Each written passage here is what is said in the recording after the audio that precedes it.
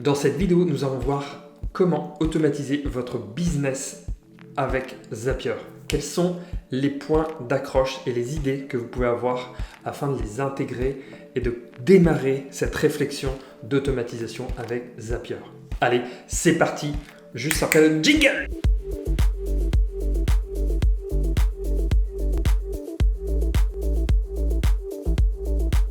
Je veux automatiser, mais quoi ? Eh bien, on va voir les différentes parties de l'entreprise et quelques idées pour que vous puissiez cheminer dans cette mise en place pour vous d'automatisation avec Zapier. Le premier point, dans votre stratégie d'entreprise, qu'est-ce que vous pouvez automatiser ? Eh bien, tout simplement la veille d'information, la veille de la concurrence, la veille de vos produits, la veille des produits aussi au niveau des achats, au niveau des nouveautés marketing, etc., au niveau des nouvelles stratégies de vente.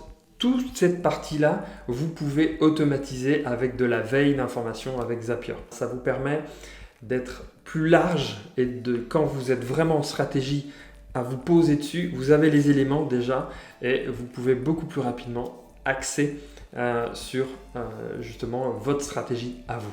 Le deuxième point sont les ressources humaines. Dans les ressources humaines, en fait, vous pouvez automatiser avec Zapier pas mal de choses.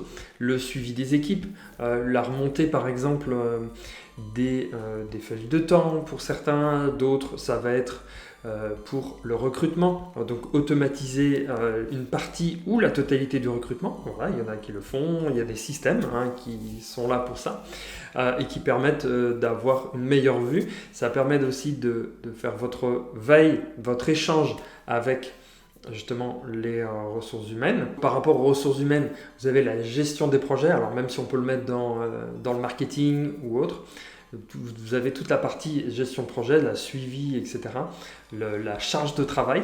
Donc tout ça, c'est des choses que vous pouvez automatiser d'une façon ou d'une autre. Ça dépend bien évidemment de votre business. Mais là, comme je dis, je vous donne vraiment des idées, des aperçus dans la structure d'entreprise et pas des tâches précises, ce qui peut changer des fois. Donc l'autre point, c'est la technique. Ça peut être contrôle qualité, vraiment par rapport à des processus, par rapport à votre parcours client par exemple. Vous voulez qu'une autre personne ou un système permette de contrôler justement en automatique si telle personne a reçu tel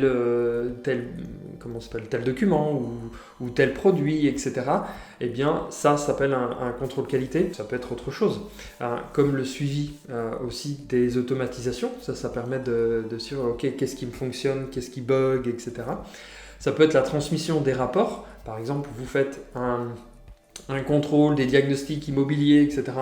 Et vous pouvez transmettre les informations en automatique à votre client ou les informations complémentaires ou en tout cas suivre tous ces éléments. Le prochain point, c'est le point important marketing. Dans le marketing, c'est clair qu'il y a beaucoup de choses à voir parce que le marketing est devenu de plus en plus digital et donc là, notamment la communication via les réseaux sociaux, le suivi, les envois, les préparations, les plannings, la création de contenu qui peut être semi-automatisé. Vous avez l'enregistrement de bases de données. Alors ça, c'est un des points les plus importants dans le marketing par rapport à votre client. Enregistrement, en tout cas pour mieux le comprendre, mieux le connaître et mieux proposer en tout cas des produits qui peut lui correspondre. Vous avez également la gestion des prospects en fonction des différentes étapes. Est-ce qu'il est awareness, est-ce qu'il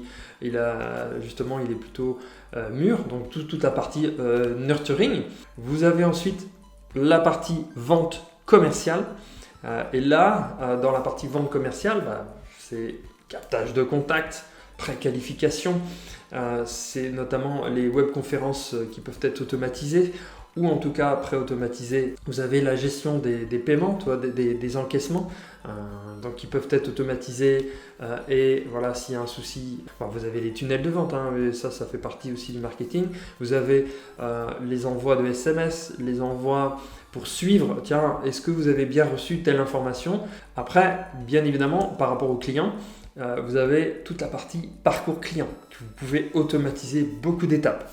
Vous avez notamment le onboarding, l'offboarding. Voilà, l'onboarding, quand il arrive chez vous, qu'est-ce qu'il fait? Vous avez aussi le pré-onboarding, ça concerne plus donc la partie vente, etc. Vous avez les avis clients, etc. Donc vous avez pas mal d'étapes que vous pouvez gérer avec le client. Ça peut être aussi l'enrichissement de base quand vous faites des webinaires en direct.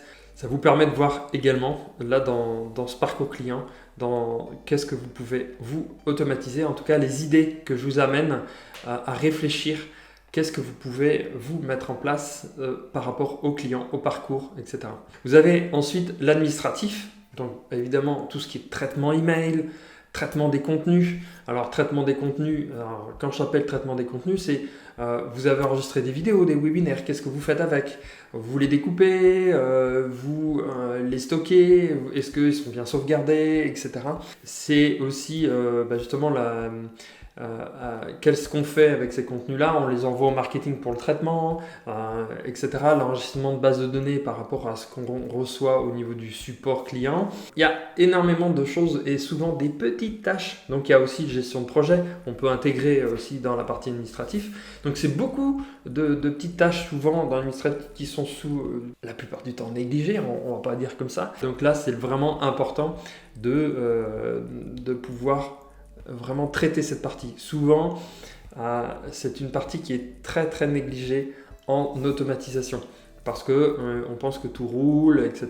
Mais si vous amenez au fur et à mesure des automatisations, des tunnels de vente ou des tunnels de traitement par rapport à certaines demandes de clients, vous gagnerez un temps fou et vous entretenez une expérience client assez puissante avec lui.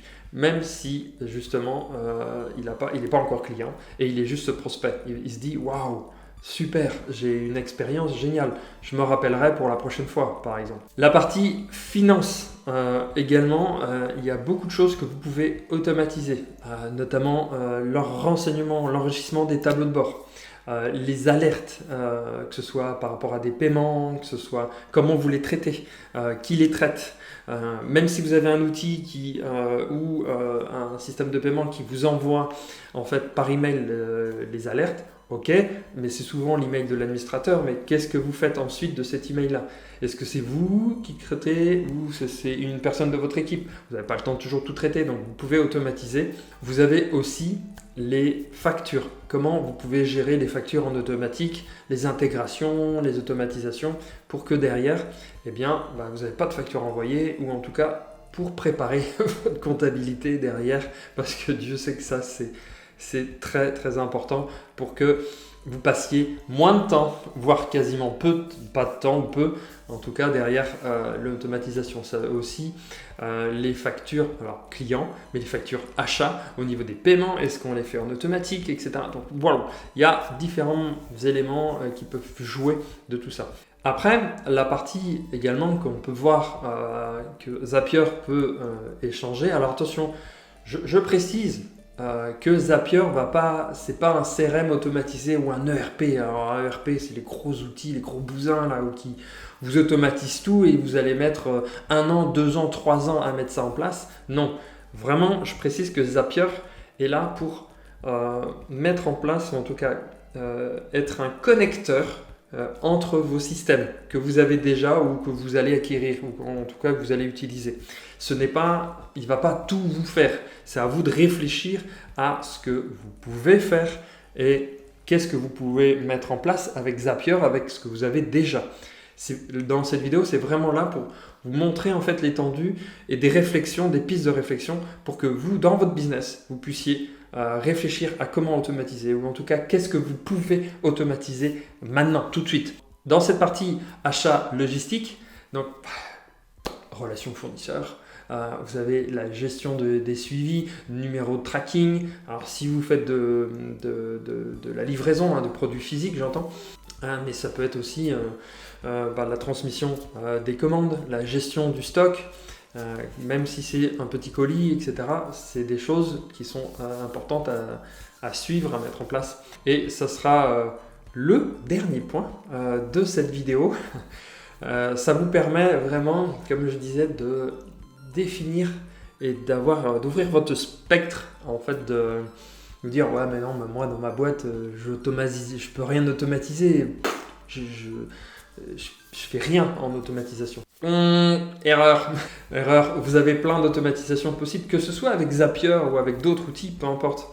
Mais en tout cas, ça vous permet de voir qu'est-ce que vous pouvez faire. Si vous voulez aller vraiment plus loin avec Zapier et comprendre qu'est-ce que ça fait Zapier, comment ça marche, eh bien, inscrivez-vous directement à la masterclass gratuite sous la vidéo.